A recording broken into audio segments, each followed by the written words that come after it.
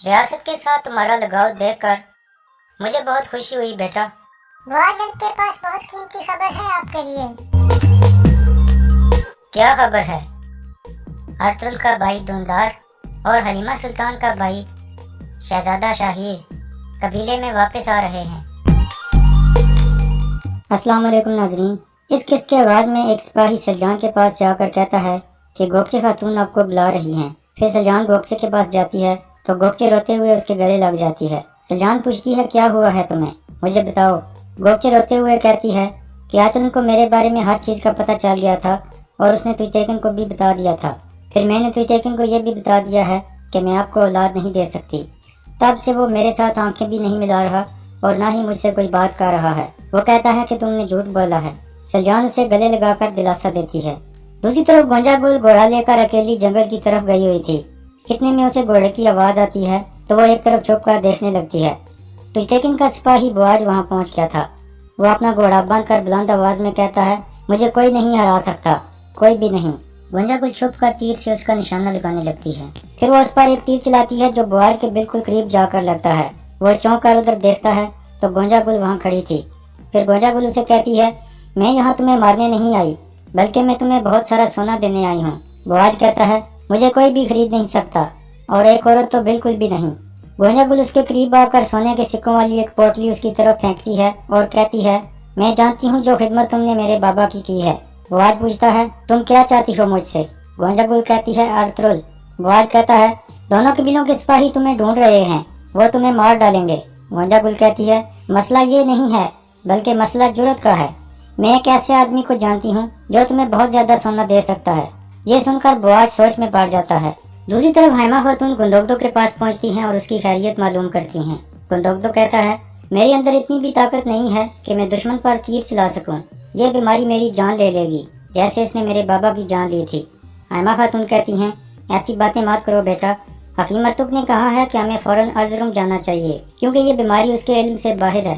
गुंदोगदो कहता है लेकिन हकीम अर्तुग ने मुझे क्यों नहीं बताया? हैमा खातून कहती हैं वो इसलिए कि तुम सिपाहियों के कमांडर भी हो और ये मसला सिर्फ तुम्हारे बाजू का नहीं है, इसलिए तुम्हें इस जिम्मेदारी से सबकदोश होना पड़ेगा।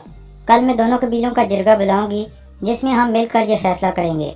गुंदोगदो कहता है मैं भी यही चाहता हूँ वालदा। दूसरी तरफ नयान अपने डेरे पर मौजूद था। उलू बिल के ढोल बजाकर रक्स कर रहा था और रूहों से नयान का मुस्तकबिल जानने की कोशिश कर रहा था।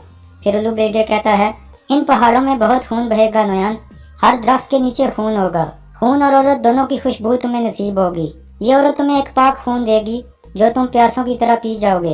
रात को कबीले में दुआन मंगनी की तैयारी करने में मसरूफ था और परेशान था कि कौन सा सूट पहनूं। तुर्गत कहता है भाई तुम जंग पर नहीं जा रहे, तुम कोई भी साफ शफाफ सूट पहन लो, यही काफी है। बामसी कहता है इसीलिए ये मोहब्बत एक अजीब चीज है। दुआन उसे पूछता है हमें बताओ कि तुम कब मोहब्बत में गिरफ्तार होगे बामसी? बामसी कहता है नहीं भाइयों नहीं, मेरे लिए शहादत ही मोहब्बत है और तलवार मेरी औरत है। ये सुनकर वो दोनों कह के लगाने लगते हैं। दूसरी तरफ सलजान गुंदोगदो को तैयार करा रही थी।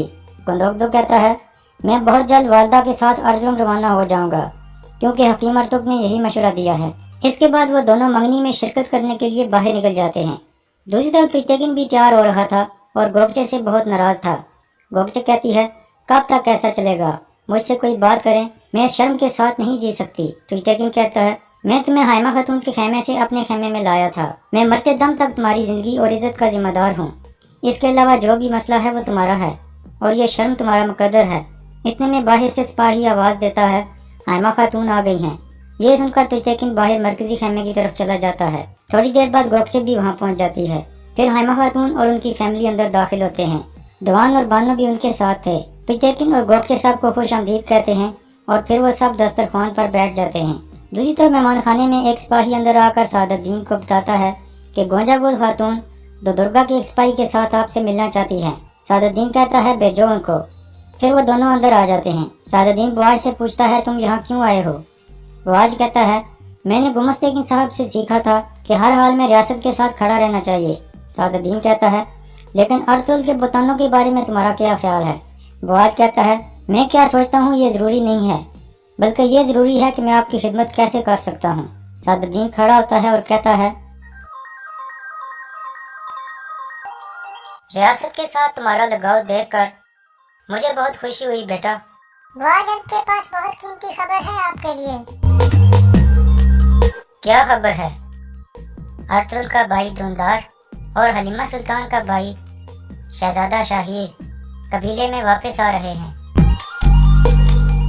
इसके बाद सादुद्दीन उसे सोने के सिक्कों वाली एक पोटली देता है और कहता है, मैं हर गद्दारी की सजा देता हूँ, लेकिन मैं हर वफादारी का इनाम भी देता हूँ। क्या तुम समझ गए हो? वाज कहता है, मैं समझ गया अमीर हजरत। सादुद्दीन कहता है, अब तुम जाओ और कबीले में मेरी आंखें और कान बांध के रहो। इसके बाद वाज वहाँ से चला जाता है। उसके जाने के बाद एक सिपाही अंदर आकर बताता है कि ताजिर अब्दुल्ला आपसे मिलने आया है। सादुद्दीन गुस्से से कहता है, उसे कहो इंतजार करे। फिर सादुद्दीन गोंजागुल को कहता है, नोयान आया है, मैंने उसे मना भी किया था कि यहाँ ना आए। गोंजागुल पूछती है, क्या चाहता है वो? सादुद्दीन कहता है, तुम्हें। गोंजागुल हैरान होकर पूछती है, मुझे? सादुद्दीन कहता है, मैं जानता हूँ तुमने कैसे गुंदोगदो को अपने जाल में फंसाया था। अब तुमने ऐसे ही नोयान के साथ करना है। हमारे मकसद में कामयाबी के लिए ये जरूरी है। तुम इसके लिए हर कुछ करोगी, चाहे तुम्हें इसके लिए नोयान के ठिकाने पर भी जाना पड़े। समझी तुम? गोंजागुल कहती है, मैं समझ गई। दूसरी तरफ तुजतेकिन के खेमे में सब लोग खाना खाने में मसरूफ थे। तुजतेकिन कहता है, गोंजागुल के पीछे जो सिपाही मैंने भेजे थे वो वापस आ गए हैं, उसके बारे में कोई खबर नहीं मिली है। अर्तुगरुल कहता है, वो जल्द अपने अंजाम को पहुंच जाएगी।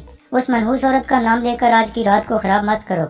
तुजतेकिन कहता है, आप सही कह रहे हो अर्तुगरुल भाई। दूसरी तरफ सादुद्दीन नोयान को अंदर बुलाता है और कहता है, मैंने तुम्हें मना किया था कि यहाँ मत आना। नोयान कहता है, औरत की खुशबू मुझ पर हावी हो गई थी सादुद्दीन। सादुद्दीन गुस्से में कहता है, गोंजागुल अभी अपने बाप के गम में मुब्तला है। फिर नोयान पूछता है, मैंने बाहर तुजतेकिन का सिपाही देखा है, क्या कहा है उसने? सादुद्दीन कहता है, अर्तुगरुल का भाई धुंधार और हलीमा का भाई शाहीर कल अर्जुन से वापस आ रहे हैं। मुझे उम्मीद है कि तुम काफी शफकत से उनको खुशामदीद कहना चाहोगे। नोयान कहता है, तुम यकीन रखो, मैं शफकत दिखाऊंगा। सादुद्दीन कहता है, लेकिन शहजादा शाहीर का तल्लुक शाही खानदान से है, वो मरना नहीं चाहिए। दूसरी तरफ कबीले में हाइमा खातून कहती हैं, अब मैं असल मकसद पर बात करना चाहती हूँ जिसके लिए हम सब इकट्ठे हुए हैं। दुआन की परवरिश मैंने अपने हाथों से की है, जैसे मैंने तुर्गत बामसी और अपने दूसरे बच्चों की है, और ऐसे ही बानो जीजी की परवरिश कुरकत बाई और दुरू खातून ने की है। इन दोनों जवानों ने अपना दिल एक दूसरे को दे दिया है। अब ये हमारी इजाजत चाहते हैं ताकि ये अपना एक घर आबाद कर सकें। तुजतेकिन कहता है, दुआन अल्प और बानो जीजी दोनों कबीलों की शान है। इन दोनों ने अपनी जिंदगियां खतरे में डालकर दोनों कबीलों की इज्जत को बचाया था। ये दोनों हमारे लिए बहुत कीमती हैं, हम इन दोनों की खुशी में खुश हैं।